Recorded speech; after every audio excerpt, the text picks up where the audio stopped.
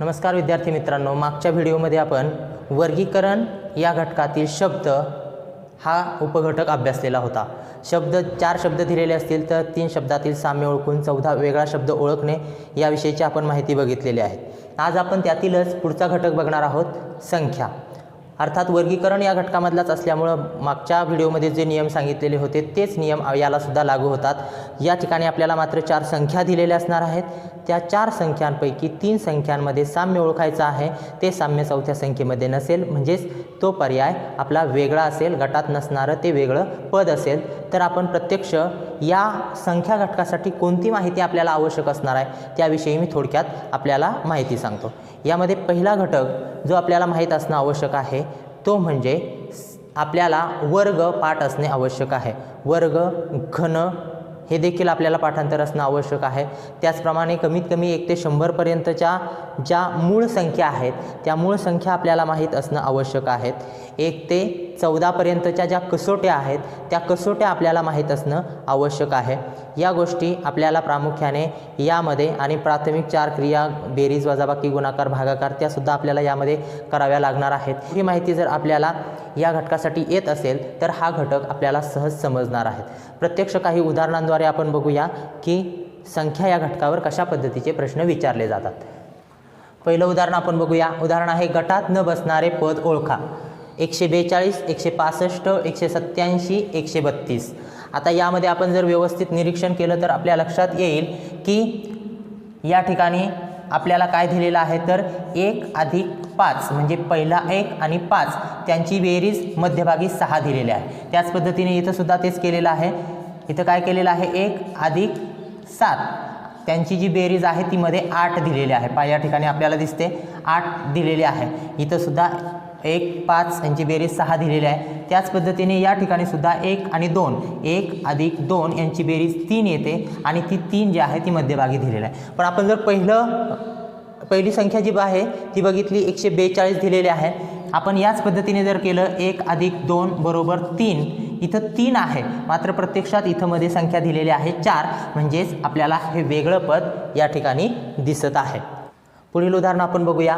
79, 53, 27, 89 गटात न बसणारं पद आपल्याला ओळखायचं आहे। आता यामध्ये आपण जर निरीक्षण केलं तर यामध्ये 79, 53 आणि 89 या ज्या आहेत त्या मूळ संख्या आहेत आणि 27 मात्र मूळ संख्या नाही, ती संयुक्त संख्या आहे। म्हणजेच ही वेगळी आहे, संयुक्त संख्या आहेत। आता मूळ संख्या म्हणजे ती संख्या 1 आणि 30 संख्या या दोन संख्येने त्यांना भाग जातो, त्या मूळ संख्या असतात। आणि संयुक्त संख्या ज्या आहेत त्या 1 किंवा 1 पेक्षा जास्त संख्यांनी, 2 किंवा 2 पेक्षा जास्त संख्यांनी या संख्यांना भाग जातो। आता या 1 ते 100 पर्यंतच्या ज्या मूळ संख्या आहेत त्या मूळ संख्या मी सुरुवातीला सांगितलं होतं आपल्या पाठ असणं आवश्यक आहे। त्या संबंधीचा तक्ता मी आपल्याला या ठिकाणी देत आहे। तो तक्ता जो आहे तो तक्ता आपण पाठ करायचा आहे। आपल्याला या ठिकाणी दिसत असेल हा तक्ता जो आहे तो तक्ता आपण पाठ करायचा आहे। म्हणजे 1 ते 100 पर्यंतच्या ज्या मूळ संख्या आहेत त्या लक्षात ठेवा। या ठिकाणी आपल्याला तक्ता दिसतोय, त्याचा तुम्ही स्क्रीनशॉट करा किंवा लिहून आपल्या वहीमध्ये ठेवा। पुढचं उदाहरण आपण बघूया। गटात न बसणारे पद ओळखा। 23, 47, 81, 119। आता यामध्ये आपण निरीक्षण करायचं आहे। आपल्याला यामध्ये 23, 47, 81, 119 यामध्ये आपल्याला इथं फक्त एक संख्या अशी दिसते की ती 9चा वर्ग आहे। बाकीच्या कोणत्याही आपल्याला वर्गसंख्या दिसत नाहीत। पण आता या एवढ्यावरून आपण सांगू शकत नाही की हाच पर्याय असेल। मग या तिन्हींसाठी एखादं कुठला तरी साम्य आपल्याला असेल, ते साम्य आपण शोधायचं आहे। आता 23च्या जवळची वर्गसंख्या आपण शोधणार आहोत। 23च्या जवळची वर्गसंख्या कोणती आहे ती आपल्याला शोधायची आहे।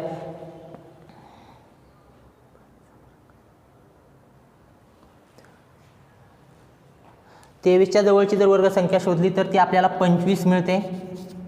25 कशी येते, 5चा वर्ग 25 येतो, पण 5चा वर्ग 25, पण इथं 23 दिलेले आहे म्हणजे किती कमी आहेत, 2 कमी आहेत आणि म्हणजे आपलं 23 हे उत्तर येते। आता दुसरी 47 संख्या आहे। 47 संख्या आपल्याला जवळची वर्गसंख्या शोधायची आहे। तर 7चा वर्ग आपण जर केला तर तो 49 येतो। जे जवळची आपल्याला वर्गसंख्या मिळते. त्यानंतर इथं 2 वजा केले होते म्हणून इथे आपण 2 वजा केले, 49मधून 2 गेले तर 47 आपल्याला संख्या मिळालेली आहे. त्याचप्रमाणे 119